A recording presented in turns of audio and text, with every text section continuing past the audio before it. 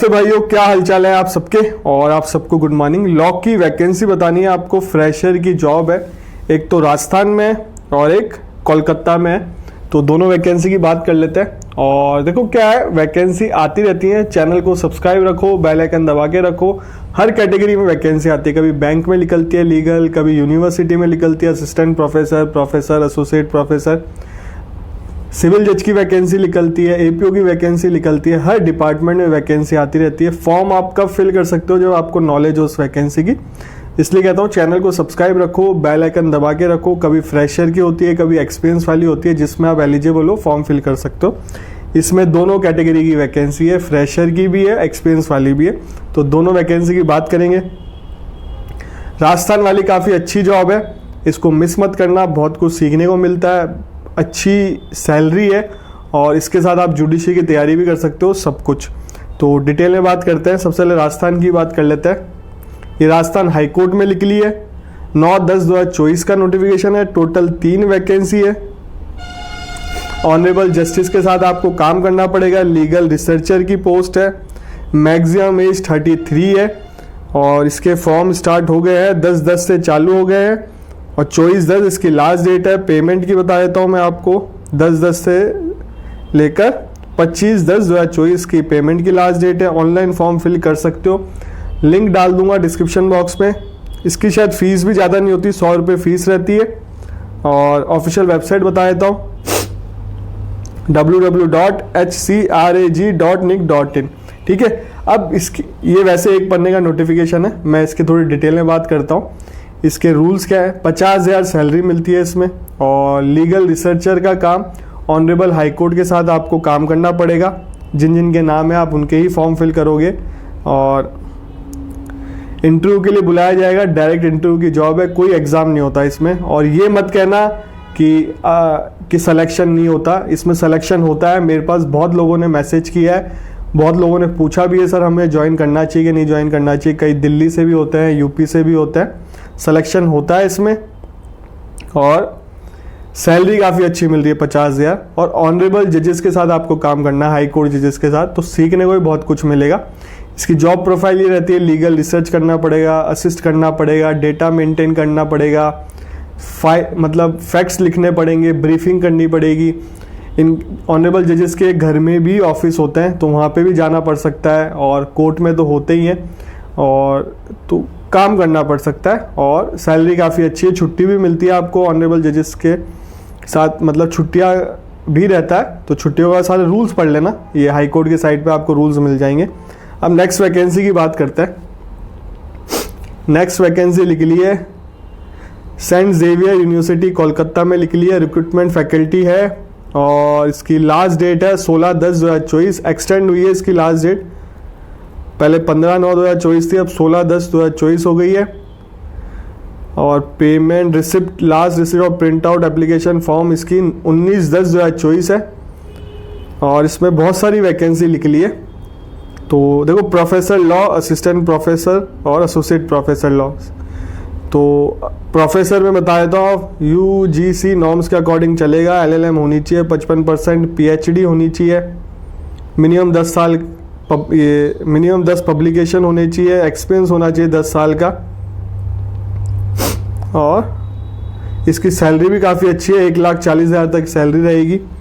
Associate professor law में इसमें भी UGC नॉर्म्स के अकॉर्डिंग होना चाहिए। LLM 55% है, PhD होनी चाहिए, मिनिमम 7 पब्लिकेशन होने चाहिए, 8 साल का एक्सपीरियंस मांगा है। इसमें सैलरी 1,30,000 के आसपास रहेगी।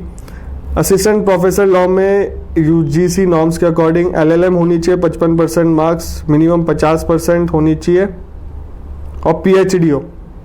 इसमें एक्सपीरियंस नहीं मांगा, तो ये तो फ्रेशर की जॉब है। बट हाँ, PhD करते करते काफ़ी टाइम हो जाता है। इसमें सैलरी 57,000 के आसपास रहेगी। और इसमें असिस्टेंट प्रोफेसर की एक और जगह निकली है, corporate law, business law, commercial law. इसमें भी UGC नॉर्म के अकॉर्डिंग है, मास्टर इन LLM होनी चाहिए और PhD होनी चाहिए। इसमें भी कोई एक्सपीरियंस नहीं मांगा। इसमें भी 57,000 के आसपास सैलरी रहेगी। ठीक है, अब आगे बात करते हैं इसकी।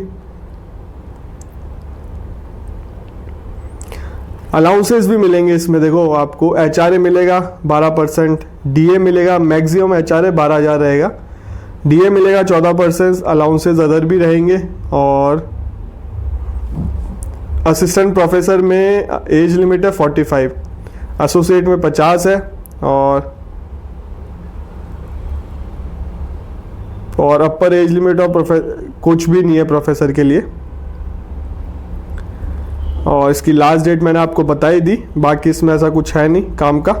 और लिंक दोनों वैकेंसी का डिस्क्रिप्शन बॉक्स में मिल जाएगा।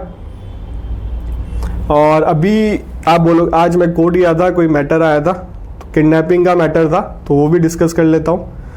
देखो किडनैपिंग तो हुई, बट बच्चा था, नाबालिग था, और नाबालिग को थाने में रात भर, चलो ये बात नहीं बतानी चाहिए, पर बच्चे की भी गलती थी। और आपस में दोस्त थे, बट बच्चे ने ऐसे बताया कि मुझे किडनैप कर लिया, पैसे मांग रहे थे 60,000 रुपये, तो उस मैटर को सॉल्व करके आया हूँ। और इनकम हो जाती है, मैं भी फर्स्ट जनरेशन एडवोकेट हूँ, ये लाख रुपए का मैटर था कम से कम, और काफ़ी अच्छी इनकम होती है। आप अगर एज एन एडवोकेट काम करते हो, मैटर सॉल्व करते हो, इनकम अच्छी है, मैं इसलिए आपके साथ शेयर कर रहा हूँ।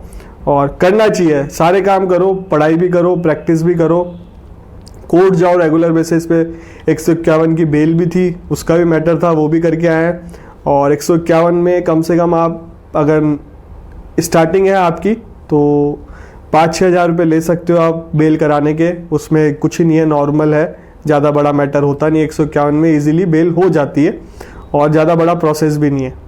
तो और शाम के टाइम ही ले जाता है, क्योंकि एक साथ इकट्ठे करके लेके जाता है। ये डिस्कस मैं इसलिए कर रहा हूँ क्योंकि आपको थोड़ा मोटिवेशन मिले। RJS में रिजल्ट पॉजिटिव आया नहीं, और लोग सोचते भी हैं कि सर आपका यूट्यूब चैनल, मैं प्रैक्टिस भी करता हूँ, और कोई काम होता है मैं जाता हूँ, मैं किसी के अंडर प्रैक्टिस नहीं करता, इस चीज़ का ध्यान रखना, किसी के काम नहीं करता।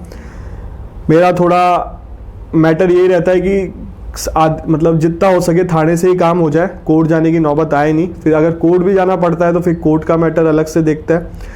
तो उसी चीज़ के पैसे हैं, मेहनत के ही पैसे हैं। और बच्चा गलत था तो बच्चे को भी डांट के आया हूँ, मैं सारी चीज़ समझा के आया हूँ, पेरेंट्स को भी समझा के आया हूँ।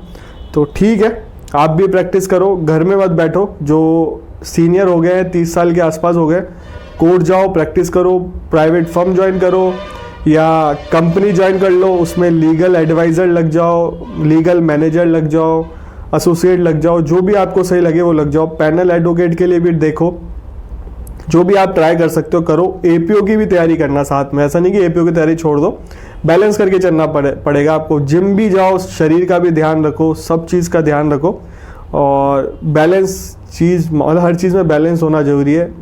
पढ़ाई पे भी ध्यान दो, इनकम पे भी ध्यान दो, और शरीर पे भी ध्यान दो। वीडियो अच्छा लगा हो तो लाइक करना, चैनल को सब्सक्राइब कर लेना।